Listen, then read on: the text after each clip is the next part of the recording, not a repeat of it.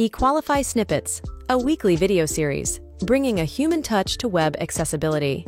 Hey everybody, I'm Blake Berticelli Booth, the founder of Equalify. Hey, I'm Kevin Andrews, a certified web accessibility specialist and the owner of Unlocked Freedom Access here in Washington, D.C. So today we're going to be talking about a really hot topic in the accessibility community, but I hope this video is seen by people outside the accessibility community primarily. And that topic is overlays. So we've seen different things around overlays. If you ever go to a website and you see a little icon here, I'll share my screen right now with you. But if you see a little icon like I'm showing in this bottom right-hand side, that icon is usually signaling an overlay. Here's another one that we were looking at earlier. And that little icon of the little man is signaling an overlay. And when you click on that icon, you get various different options for accessibility. It feels really good to say, we care about people with disabilities. Unfortunately, these tools, as Kevin will share, do harm the user experience for people who actually have disabilities. So the tools have a nice icon, and they definitely do speak to a desire of a website owner, but they don't actually articulate into making the websites accessible for disabilities.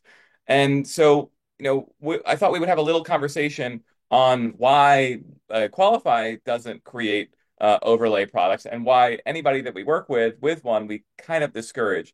The most kind of visual way to do this is to just have someone who uses a screen reader use a site with an accessibility overlay. And so, Kevin, would you be able to look at the Accessibility website?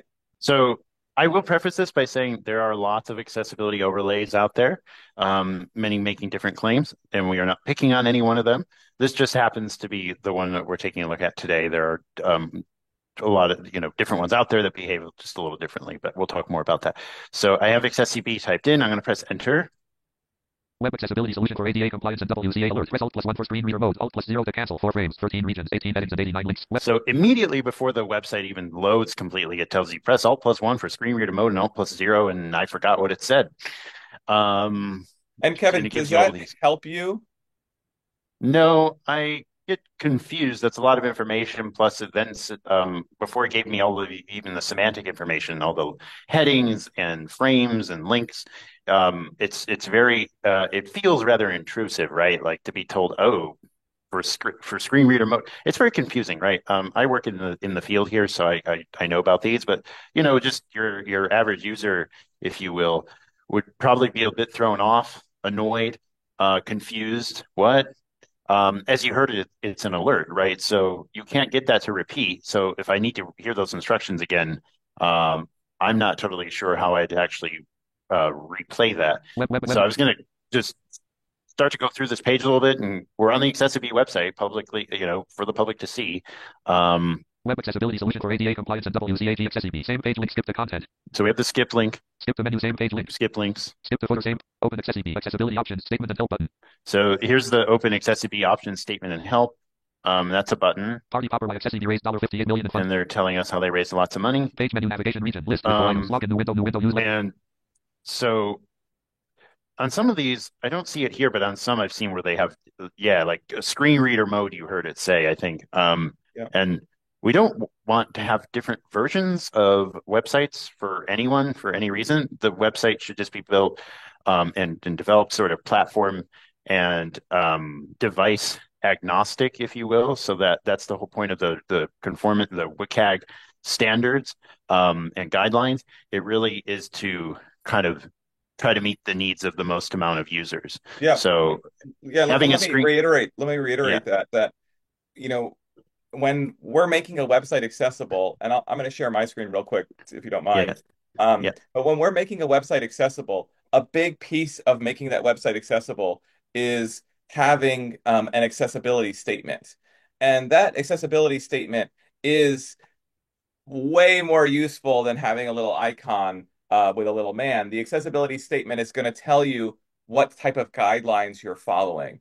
And if you are following the web content accessibility guidelines, as Kevin was mentioning, your site will already take care of all of those things that the overlay reports on. So here's another site, and I'm just going to click on the overlay menu, and it's saying you could change different contrast options, you can highlight links, you can do text spacing.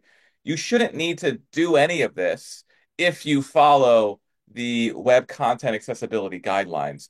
So folks who are using these accessibility overlays and not following accessibility guidelines are doing a disservice to disabled users. They're adding unneeded complications for disabled users. You don't need all of these different things that UserWay or Accessibility or so many of the other accessible overlay providers do if you just follow the guidelines. Is that right, Kevin? Yeah, absolutely. And I would just add too that disabled people know their needs best. So a lot of these tools, often without intent, maybe unintentionally, but it does uh, stand to say that the tools often these overlay tools often interfere with users' assistive technology software. So they get in the way. It's hard to dismiss them. People don't know what to do with them. It's like people know what their needs are.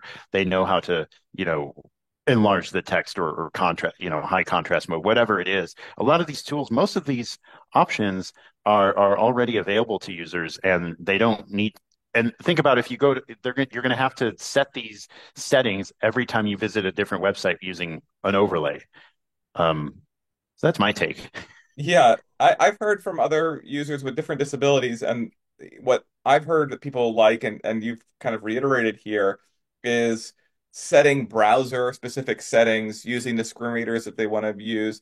If there is an assistive tool, making sure they use that assistive tool so that it can work on all websites instead of having to set settings every time they go to a website.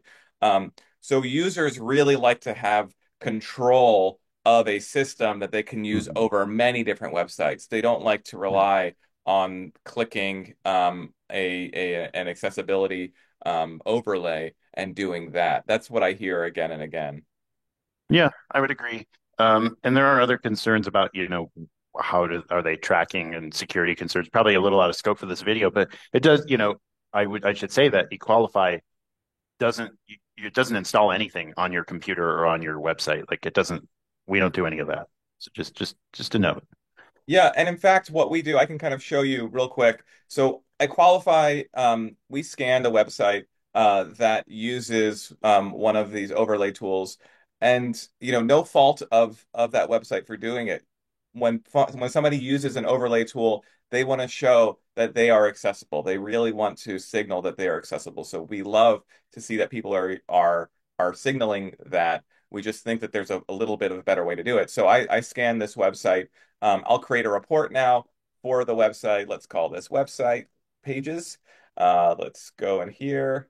I'll select the pages. And so what I'm doing is I'm creating a report in Equalify that's going to show all of the different pages and the issues around those pages. And what you'll notice is that even though the website installed an overlay tool, you can see here that this is a UserWay that was installed. Even though the website installed the overlay tool, they're getting a ton of different issues. So if conformance was still what was something that the organization had to maintain, just by installing that overlay tool, they're not conformant. They have over 1,000 color contrast issues that are reported, over 800 region issues, an issue around that some page content may not be contained by landmarks. And so it goes to show you with a simple Equalify scan that just by adding this overlay tool, you are not fixing issues. You are not going to all of a sudden be conformant.